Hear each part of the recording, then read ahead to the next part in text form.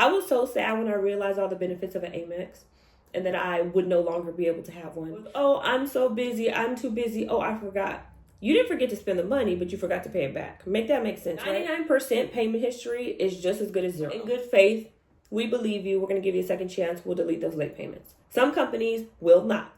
You can always add a good trade line that'll neutralize those late payments. Banks and these lenders love when you're on autopay because that means you get to forget, and you're going to forget something and they're going to incur more fees off of you. Welcome back. It's Amber Manaya and classes in session. On our credit journey, the biggest and most boring category is what we're going to get over with today, which is payment history. Payment history is so boring to me because it's the easiest thing to do.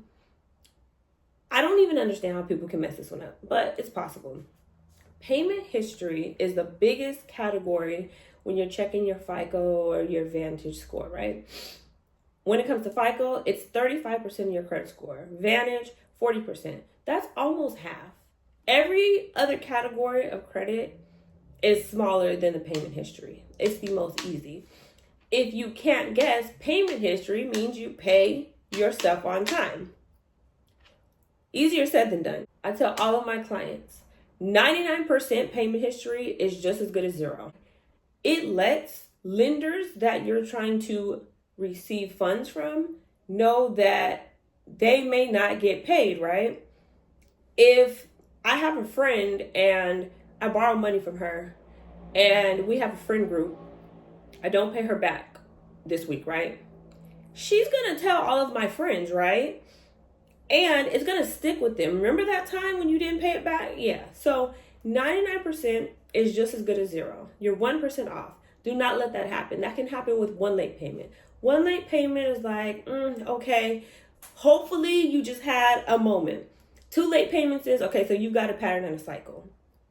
It takes 11 months to neutralize one late payment. You can neutralize it with perfect payments on that same card. So even though your payment history is a collective thing, all your cards still hold their own individual. Say I'm a lender and your payment history is 94%. 5 of your credit cards have 100% payment history, but that one has 2 missed payments. I don't want to be that next one as a lender. So it's very sketchy to lenders, and it's so easy to just stay at 100%. Just make sure you pay everything on time. A lot of people may think that a late payment is considered, my credit card bill is due yesterday and I pay it today. Technically, that's late, but it's not going to be reported. You might want to just keep it in mind that, hey, maybe that will be late. Maybe that'll keep you out of the red zone and from skipping payments. But late payments are not reported to the credit bureaus until at least 30 days. 30 to 60 days, that's when they're going to be reported.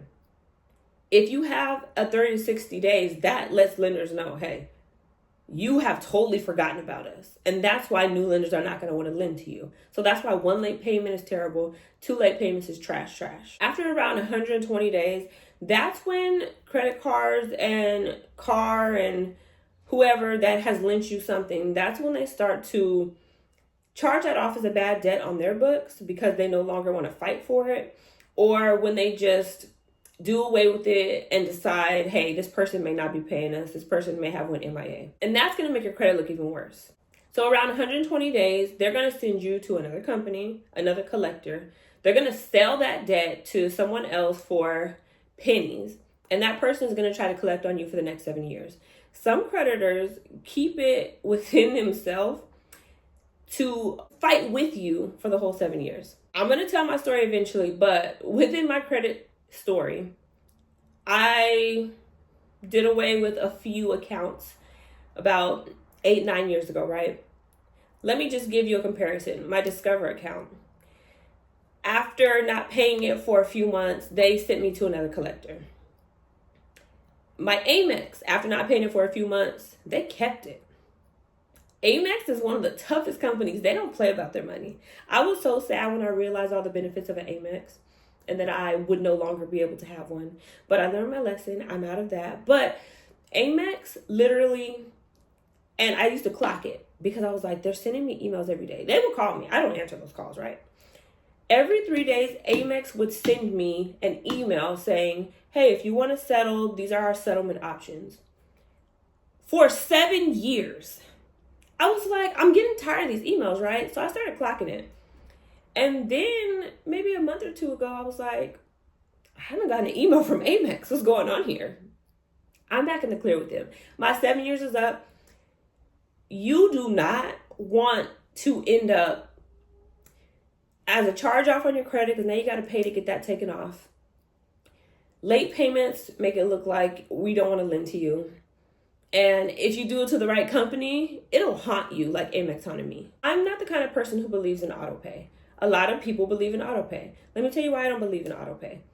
I believe that you are at least 18, at least 21, you're grown, you are responsible, and if you're not, your whole life is and will be in shambles. You should be responsible enough to know that, hey, I need to pay this bill on this day. Most people go with, oh, I'm so busy, I'm too busy, oh, I forgot. You didn't forget to spend the money, but you forgot to pay it back. Make that make sense, right? It's as simple as, hey, have a calendar. Hey, look at your calendar every day. I have a calendar on my phone, right? Because my phone is always with me.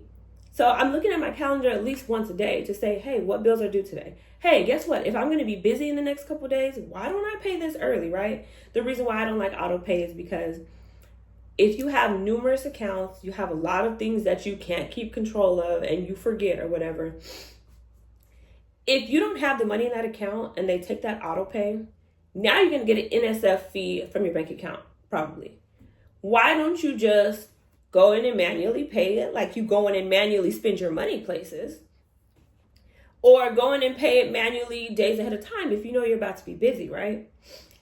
I don't like auto pay because I don't like fees, and it could be an accident. Money could be in the wrong account, who knows? But I'd rather be ahead of it and know, hey, I have to pay this myself. That way I know I'm not going to get any NSF fees.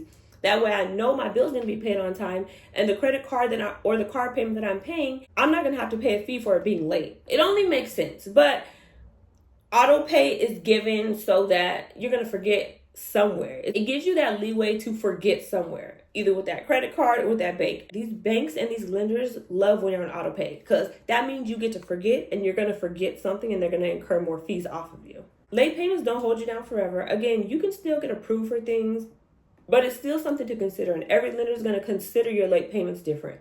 So the easiest way is just, hey, pay your bill once every 30 days on time. We can avoid a lot with that, and this is the biggest part of your credit.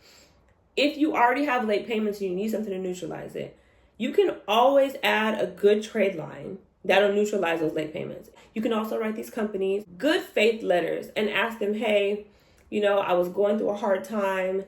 This is what happened. I wasn't getting paid from the government, whatever it was.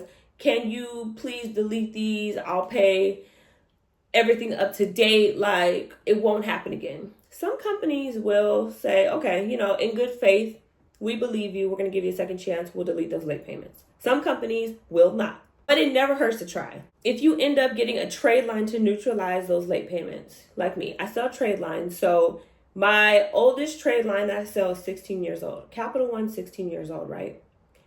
16 years of perfect payments.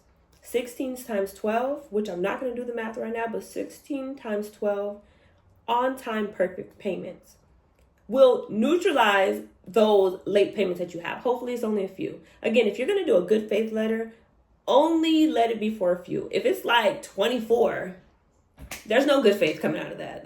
And I've seen it before. I've seen house payments late.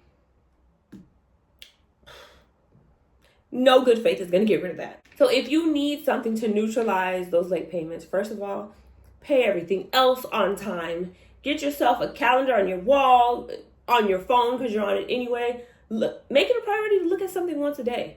If you can't look at a calendar once a day to remember to pay your bills, I guess you just don't care about anything. If you're trying to apply for something soon and you need your late payments to look a little less risky, then go ahead and get yourself a trade line with some nice, good, perfect payment history to just kind of neutralize that for a moment. Not saying it's going to give you the best limits. Might get an approval, might not. Everybody's credit is 100% different. I should say that every day. If you learn nothing else from this video, just please pay your bill once every 30 days. That's all that's asked. That's the easy 1/3 of your credit score right there. If you learned anything from this video, please drop a gem in the comments. Drop exactly what it was. You never know who that could help. Stay tuned for the next one. It's going to be something a lot more fun because, again, this was not my favorite, but we had to get this one done. So y'all have a good day, and I'll see you tomorrow.